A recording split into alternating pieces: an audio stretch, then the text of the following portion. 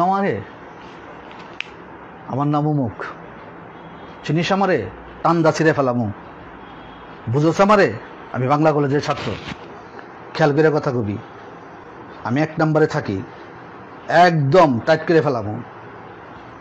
অথবা আমার তো বাবা বড় চাকরি করে, চিনো আমারে। অনেক গুরুত্বপূর্ণ শব্দ মানুষ হওয়া।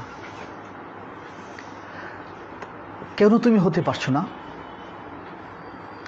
তোমার অসুবিধা কোথায়? যিনি সৃষ্টি করেছেন তিনি এর মধ্যে ইতিবাচক ভাবনা দিয়েছেন, আবার নেতিবাচক ভাবনাও দিয়েছেন। ইতিবাচক ভাবনাগুলো থাকে, আবার নেতিবাচক ভাবনাগুলো থাকে।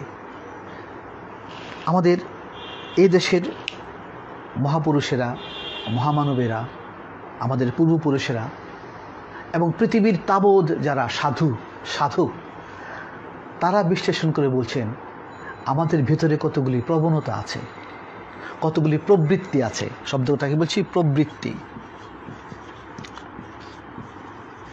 আর শব্দ বলছি কি প্রবণতা, ইংরেজিতে বলে টেন্ডেন্সি। সেই টেন্ডেন্সিগুলো আমাদেরকে দাঁড়াতে দেয় না। সেই টেন্ডেন্সিগুলো এমনভাবে মানুষের মধ্যে বিরাজ করে, সেই টেন্ডেন্সি থেকে আমরা বের হতে পারি না। সেগুলো না চিনলে, শত্রুকে না চিনলে তো শত্রুর মোকাবেলা করতে পারবে না। সেই শত্রুগুলি কি? খুব সংক্ষেপে, নিশ্চয়ই তোমাদের সঙ্গে দেখা হবে, এই কথা বলছি, দেখা হবে না হবে, আমি সব ক্লাসে যাই। এই যে আপা থিয়েটারের কথা বললেন, আমি থিয়েটারের সঙ্গে যুক্ত। এই যে সাংস্কৃতিক দলের কথা বললেন, সেখানে আমি যুক্ত। এই যে বাঁধনের রক্ত দান কেন্দ্রের কথা বললেন, সেখানে আমি যুক্ত। তোমরা আমাকে ক্যাম্পাসে দেখবে।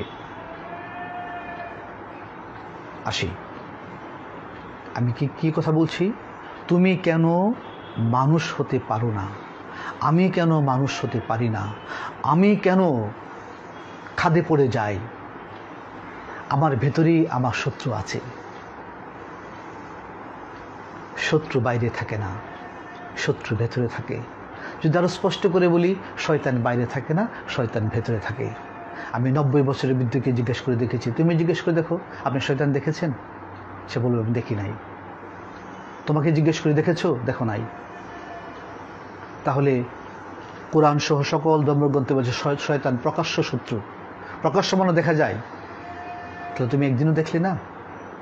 আসো আমি দেখাই তোমাকে, তোমার মধ্যে কিভাবে কাজ করে সেটা চিনতে হবে। না চিনলে তো ঢিল মারতে পারবে না। শত্রু আসছে পূব দিক থেকে, তুমি পশ্চিম দিকে ঢিল মারলে কি হবে? সে তো কাবু হবে না। ভালো করে কথাগুলো শুনতে হবে। এক, আমরা বলছি কাম। তোমরা কি শুনতে পাচ্ছ ঠিক মতো? স্ক্রিনে লিখবে, লিখছে কেউ? কাম। 2, ক্রোধ, লোভ, মদ, মোহ, মাৎসর্য। কাম হচ্ছে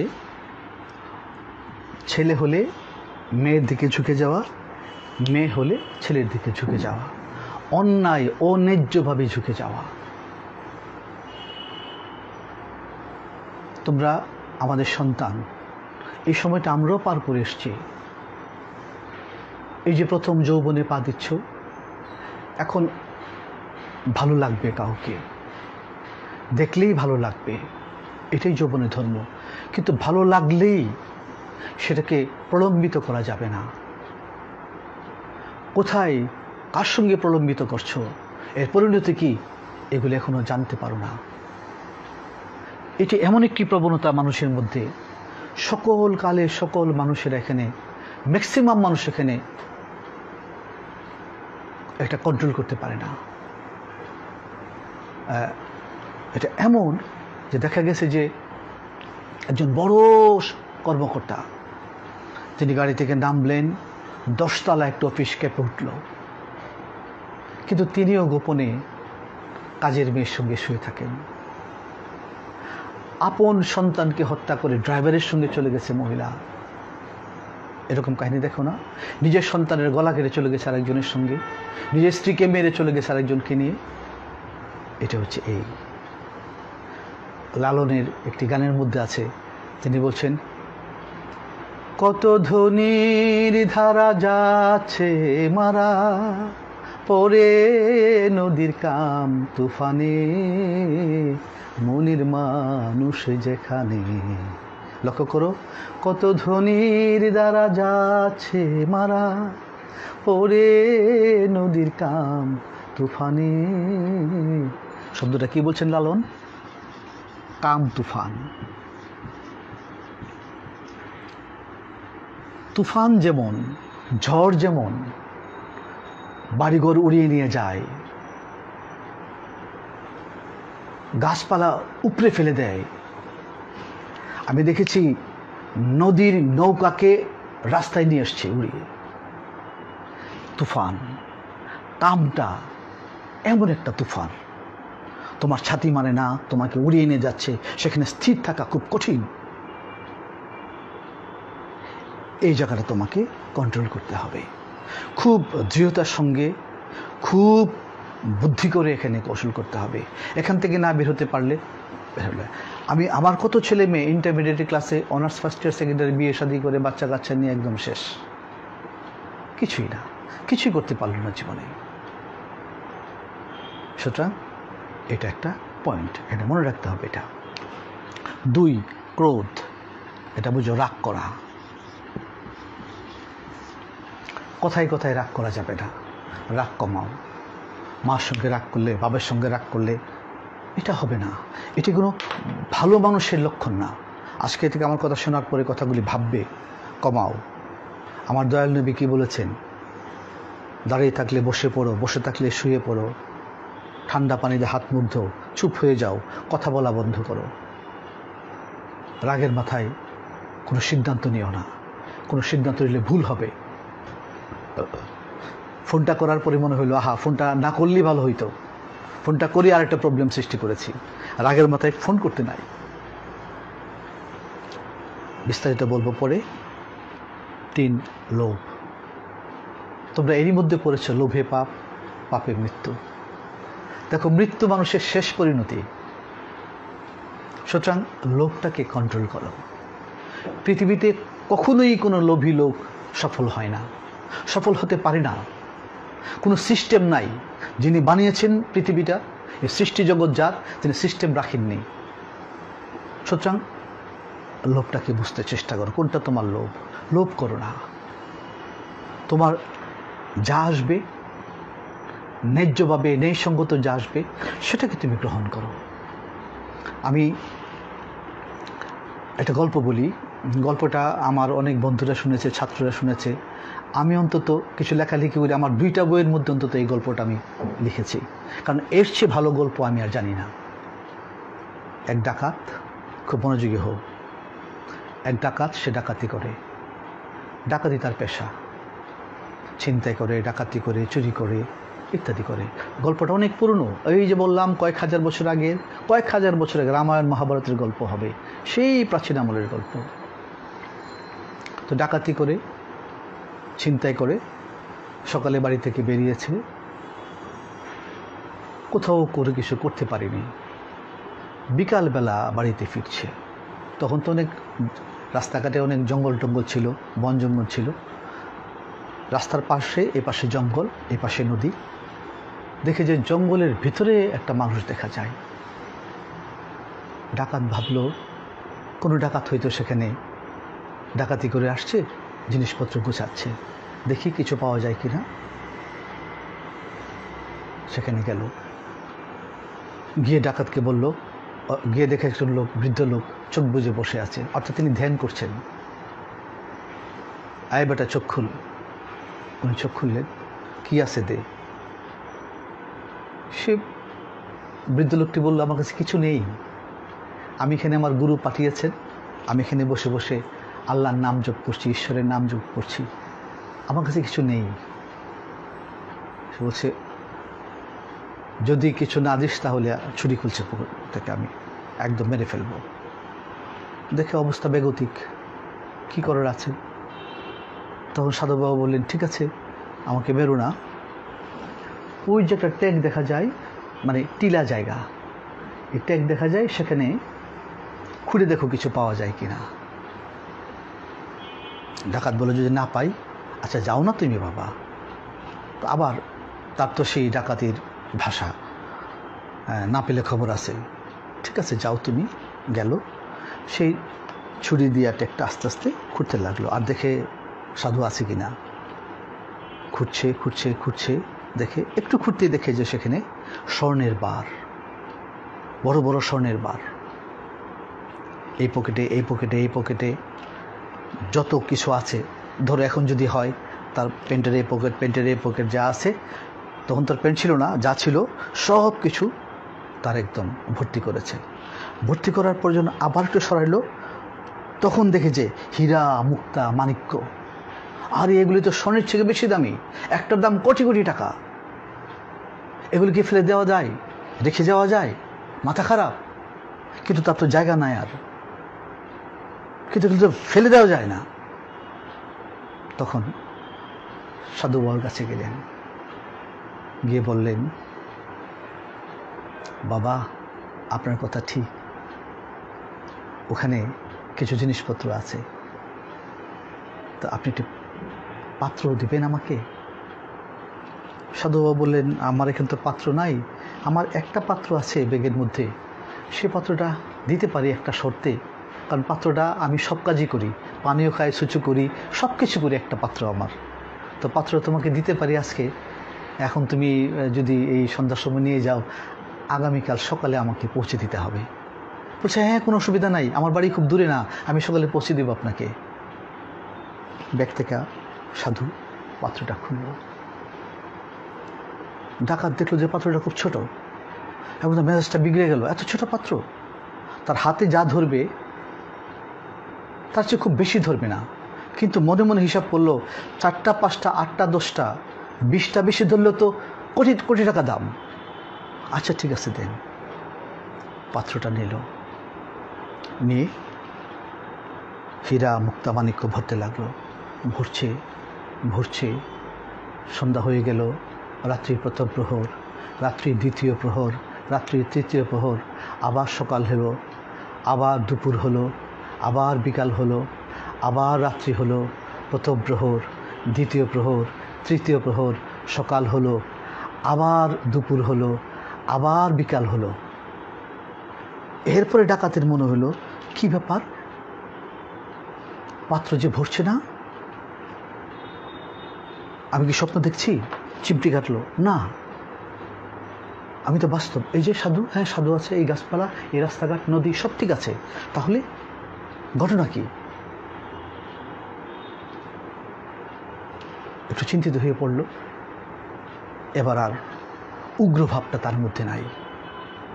আবার গিয়ে বাবা, উনি চোখ খুললেন, সাধু বাবা, পাত্র যে ভরে না। ডাকাত বলল, পাত্র যে ভরে না। সাধু বাবা চোখ খুলে বললেন, ওরে, লোভের পাত্র কখনোই ভরে না। দেখো, স্বাস্থ্য অধিদপ্তরের ড্রাইভার মালিক মিয়া ধরা পড়েছে। আমি প্রফেসর, চাকরি আমার অল্প দিন আছে, 1 বছরের মতো, আমি একটা ফ্ল্যাট কিনতে পারি না। আব্দুল মালিকের কতটা ফ্ল্যাট, একটা বাড়ি হলে তার চলতো না, এতগুলো বাড়ি করার পরে এখন রিমান্ডে আছে। কারণ একটা কিনেছে, 2টা কিনেছে। এই যে এটাকে আমরা বলছি আবার মোহ। এই যে মোহে আক্রান্ত হয়ে যাওয়া, আমার চাই চাই, আরও চাই, আরও চাই, আরও চাই। এই বিষয়টা আমি পরে বলবো না। মোহ, আমি চাই চাই, মাকে প্রেশার করছো, বাবাকে প্রেশার করছো, বাবা বলছে বেতন পাই নাই, না দিতে হবে, নাহলে মরে যাব। তুমি করতে দিবে আমি জানি না, জন্ম দিছো কেন, তুমি এটাকে আটকে ফেললে। এটা মোহ। এই মোহ থেকে বের না হতে পারলে তুমি নিজেকে চিনতে পারবে না। তাহলে লোভের পাত্র ভরে না। যে লোভ করেছে সে আটকে গিয়েছে, অবশ্যই আটকে গিয়েছে। সকল যন্ত্রণা, মালিক মিয়াকে পুলিশ ধরেছে, তুমি দেখেছো, আমি দেখেছি, লোভ করেছে, ঘুষ খেয়েছে, অন্যায় করেছে, যন্ত্রণায় পড়েছে, ছেলে চলে গিয়েছে, ছেলে রাত্রেবেলা নেশা করে বাসায় ফিরে, মেয়ে রাত 2টার সময় নেশা করে বাসায় ফিরে। বাপি জিজ্ঞেস করছি তুই এত রাত্রে ফিরলে কেন? কথা বলবা না, তুমি কি মানুষ জানি না? তুমি চাকরি করছো 10,000 টাকা বেতনের, এত বড় বিল্ডিং বানাইছো কেমনে? চুপ থাকো, ঘরে গিয়ে শুয়ে থাকো। উত্তর আছে কোনো? দুজখের যে বর্ণনা আছে, ম্যাক্সিমাম বর্ণনা হৃদয়ের বর্ণনা, ম্যাক্সিমাম কষ্ট হৃদয়ের কষ্ট। সুতরাং এই জিনিসটা এটা বুঝতে হবে, লোভ করা যাবে না। তারপরে কি বললাম? মদ মানে দম্ভ। দম্ভ কি? দম্ভ হচ্ছে অহংকার। চিনো আমারে, আমার নাম অমুক, চিনিস আমারে, টান্দা ছিঁড়ে ফেলামু, বুঝোস আমারে, আমি বাংলা কলেজের ছাত্র, খেয়াল করে কথা কবি, আমি 1 নম্বরে থাকি, একদম টাইট করে ফেলামু।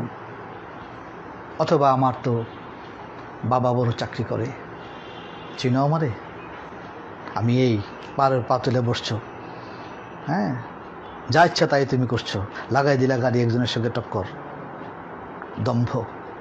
রিক্সা মেয়েদের বুলা পাটা বাইর করে দিয়া পিছনে সামনে, আরেকজনের গায়ে লেগে যাচ্ছে পাটা, তুমি কি হয়ে গেছো? আরে বাপরি বাপ, হ্যাঁ কথা খেয়াল নাই কোনো, মাটির উপর দিয়ে হাঁটছো তুমি, কেউ না চিৎকে হাঁটছো, বুক চিৎকে চিতায় হাঁটছো, আরে বাপরি বাপ, মাঝে মাঝে চুলটা আবার ঠিক করো একটু নাই। দম্ভ বোঝা যায়, এগুলো যারা এভাবে হাঁটে এভাবে চলে বোঝা যায় শিক্ষা পাইনি, শিক্ষা নিতে পারিনি। মনে রাখতে হবে আমাদের পরিবারগুলি খুব শিক্ষিত না, আমাদের পরিবারগুলি আমরা কেবল মাত্র শুরু করেছি। এক জায়গায় আমার এক ছাত্রীর বিয়ের জন্য গিয়েছিলাম, সেখানে কি বলছে জানো? বংশে প্রথম MA পাশ করলো, বলছে ওটা শিক্ষিত না। তার ছেলে MA পাশ করলো 2 নম্বর, শিক্ষিত না। 3 নম্বরে পাশ করলো, নাতি শিক্ষিত না। নাতির ঘরে প্রতি 4 নম্বর, শিক্ষিত না। 5 নম্বর ওইটা 1 নম্বর, শিক্ষিত। তাহলে এতগুলো যে গেল, এতগুলো MA পাশ করলো, শিক্ষিত না? না, শিক্ষিত না। ভেতরে সংস্কার থেকে যায়, ভেতরে প্রবৃত্তি থেকে যায়, প্রবণতা থেকে যায়, চাক মেরা উঠে, ঢেকুর দিয়ে উঠে।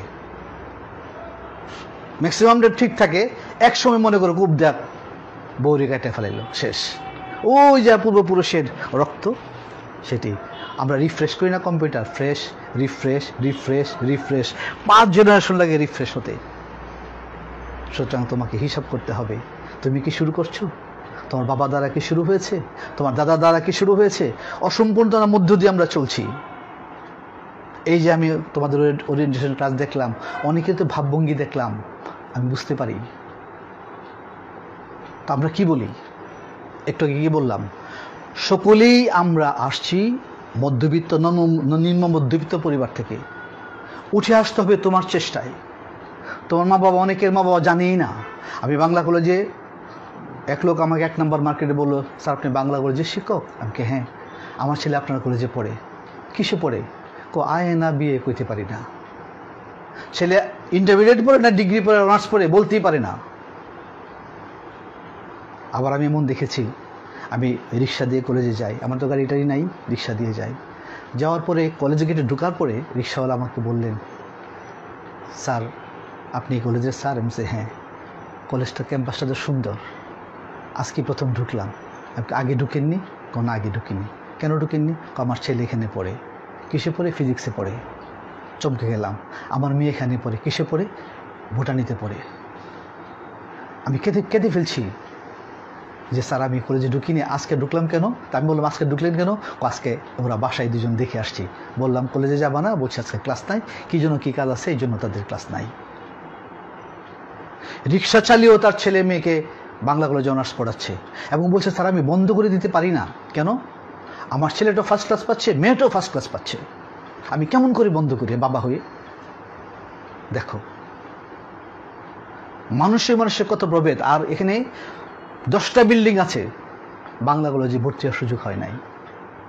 ইচ্ছা করলে তো আমি ভর্তি করতে পারি না, আমার প্রতিবেশী ভর্তি করতে পারি না, কারণ কম্পিউটার সিস্টেম ছাড়া তো আসবে না। এখন বোঝার চেষ্টা করো, জ্ঞান করার চেষ্টা করো। তোমার মুক্তির জন্য তুমি দায়ী। তুমি তোমার পথ তৈরি করতে পারো, কেউ তোমার পথ তৈরি করে দিতে পারে না। কি বললাম? দম্ভ, মুহূর্ত আগে বললাম মাৎসর্য, পরশ্রী কাতরতা,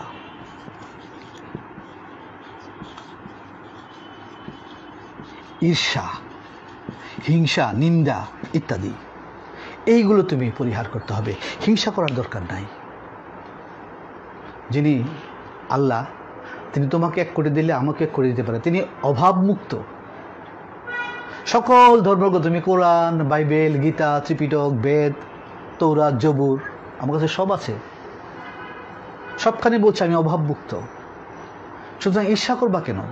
তুমি বলো প্রভু আমার বন্ধুকে 1 কোটি দিয়েছ, আমাকে 1 কোটি দাও। চাইলেই তিনি দেন, কিন্তু কানেকশন তুমি পেয়েছো কিনা? আমি কানেকশন না থাকলে তোমার সঙ্গে তুমি আমার কথা শুনবা না। কানেক্টেড কিনা তুমি? কানেক্ট হওয়ার জন্য তোমার প্রথম গুণ, তোমাকে ওই যে মানুষ হতে হবে, যে কথাটা বললাম। কোন মানুষ? যে মানুষের মধ্যে জ্ঞান আছে। এই যে বললাম জ্ঞান আছে। এই যে 6টার কথা বললাম, আমাদের অনেক গানে তুমি শুনবা, 6 ডাকাতে করলো ডাকাতি, 6 চোরাতে করলো চুরি। এই 6টা চোর তোমার ভিতরে নিত্য আনাগোনা করে। এখন তুমি দেখো, তোমার মধ্যে রেগে গেলে মনে করবে আমার কথা, শরীর গরম হইলে মনে করবে আমার কথা, ঈর্ষা আসলো মনে হবে আমার কথা। মনে করো আমি তোমাকে কিন্তু একটা বেড়া দিয়েছি। গাছটা গিয়ে বেড়া দেয় না চারপাশে? আমি বেড়া দিয়েছি তোমাকে, ছাগল গরুতে যেন না খাই এই জন্য বেড়া দিয়েছি। কাম, ক্রোধ, লোভ, মদ, মোহ, মাৎসর্য, এইগুলি অতিক্রম করতে তুমি মানুষ। কেমন মানুষ? আদর্শ মানুষ। কেমন মানুষ? সত্যনিষ্ঠ মানুষ। কেমন মানুষ? সৃজনশীল মানুষ। কেমন মানুষ? তোমাকে সবাই শ্রদ্ধা করে। কেমন মানুষ? তোমার কাছে সবাই আশ্রয়ের জন্য আসে। তুমি তার প্রতিনিধি। তুমি বাংলা কলেজে ভর্তি হয়েছে বলে তুমি বাংলা কলেজের ছাত্র, তুমি বাংলা কলেজের প্রতিনিধিত্ব করতে পারো। কিন্তু আল্লাহ রসুলের সঙ্গে যোগাযোগ নাই, সম্পর্ক নাই, তুমি কেমনি প্রতিনিধি? সকলেই প্রতিনিধি নয়। বাংলা কলেজের পাশে যে ছেলেটি ভর্তি হতে পারেনি, যে মেয়েটি ভর্তি হতে পারেনি, সে বাংলা কলেজের প্রতিনিধিত্ব করতে পারে না। কাছে থাকলে কি হবে?